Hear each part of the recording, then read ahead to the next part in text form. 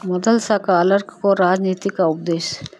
सुमिति कहते हैं, इस प्रकार माता के द्वारा प्रतिदिन पहलाया जाता हुआ बालक अलर्क कुछ बड़ी अवस्था को प्राप्त हुआ। कुमार अवस्था में पहुँचने पर उसका उपनयन संस्कार हुआ। तत्पश्चात उस बुद्धिमान राजकुमार ने माता को प्रणाम करके कहा, माँ, मुझ इस लोक को परलोक में सुख प्राप्त करने के लिए यहाँ क्या करना चाहिए, यह सब मुझे बताओ। मदलसा बोली, बेटा, राज्याभिषेक होने पर राजा को उचित है कि वह अपने धर्म के अनुकूल चलता हुआ आरंभ से ही प्रजा को प्रसन्न रखे, सातों व्यसनों का परित्याग कर दे, क्योंकि वे राजा का मूलच्छेद करने वाले हैं। अपनी गुप्त मंत्रणा के बाहर फूटने से उसके द्वारा लाभ उठाकर शत्रु आक्रमण कर देते हैं, अतः ऐसा न होने देकर शत्रु से अपनी रक्षा करें। जैसा रथी रथ की गति वक्र होने पर आठों प्रकार से नाश को प्राप्त होता है, उसके ऊपर आठों दिशाओं से प्रहार होने लगते हैं, उसी प्रकार गुप्त मंत्रणा के बाहर फूटने पर राजा के आठों वर्गों का निश्चय ही नाश होता है। राजा को इस बात का भी पता लगाते रहना चाहिए कि शत्रु द्वारा उत्पन्न किए गए दोष से अथवा शत्रु के बहकावे में आकर अपने मंत्रियों में से कौन दुष्ट हो गया है और कौन अदुष्ट, कौन अपना साथी और कौन शत्रु से मिला हुआ है। इसी प्रकार बुद्धिमान चर नियुक्त करके शत्रु के चरों पर भी प्रयत्नपूर्वक दृष्टि रखनी चाहिए। राजा को अपने मित्रों तथा माननीय बंधु बांधवों पर भी पूर्णतः विश्वास नहीं करना चाहिए, किंतु काम न आ पड़ने पर उस शत्रु पर भी विश्वास कर लेना चाहिए। किस अवस्था में शत्रु पर चढ़ाई न करने अपने स्थान पर स्थित रहना उचित है, क्या करने से अपनी बुद्धि वृद्धि होगी और किस कार्य से अपनी हानि होने की संभावना है, इन सब बातों का राजा को ज्ञान होना चाहिए। वह 6 गुणों का उपयोग करने जाने और कभी काम के अधीन ना हो। राजा पहले अपने आत्मा को फिर अपने मंत्रियों को जीते, तत्पश्चात अपने से भरण पोषण कर पाने वाले कुटुंबी जनों एवं सेवकों के हृदय पर अधिकार प्राप्त करे, तदंतर पूर्ववासियों को अपने गुणों से जीते। यह सब हो जाने पर शत्रु के साथ विरोध करे।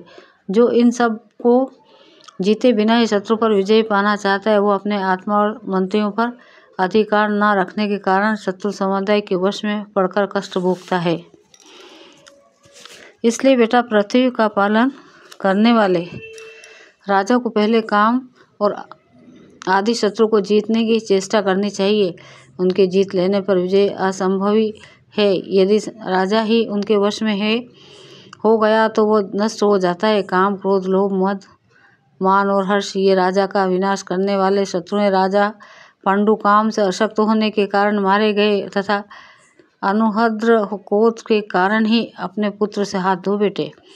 ये विचार कर अपने को काम और क्रोध से अलग रखें। राजा पुरुरवा लोभ से मारे गए और वेन को मत के कारण ही ब्राह्मणों ने मार डाला।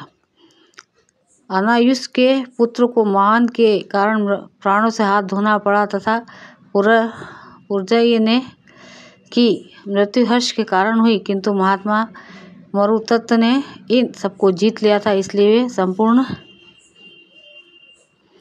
विश्व पर विजयी हुए। यह सोचकर राजा उपयुक्त दोषों का सर्वथा त्याग करे। वो कौवे, कोयल, भोर, हरिण, सांप, मोर, हंस, मुर्गे और लोहे के व्यवहार से शिक्षा ग्रहण करे। राजा अपने शत्रु के प्रति उल्लू का भी बर्ताव करे। जिसे उल्लू पक्षी रात में सोए कौवे पर चुपचाप धावा करता है, उसी प्रकार राजा शत्रु की असावधानी दशा में उस पर आक्रमण करे तथा समय अनुसार चींटी की भी चेष्टा करे। धीरे धीरे आवश्यक वस्तुओं का संग्रह करता रहे।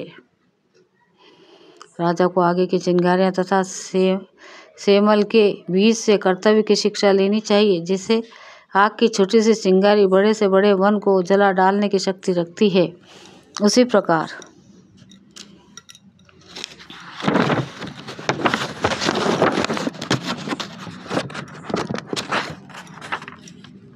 छोटा सा शत्रु भी यदि दबाया ना जाए तो बहुत बड़ी हानि कर सकता है। जैसे छोटा सा सेमल का बीज एक महान वृक्ष के रूप में परिणत होता है, उसी प्रकार लघु शत्रु भी समय आने पर अत्यंत प्रबल हो जाता है। शत्रु दुर्बल अवस्था में ही उसे उखाड़ फेंकना चाहिए।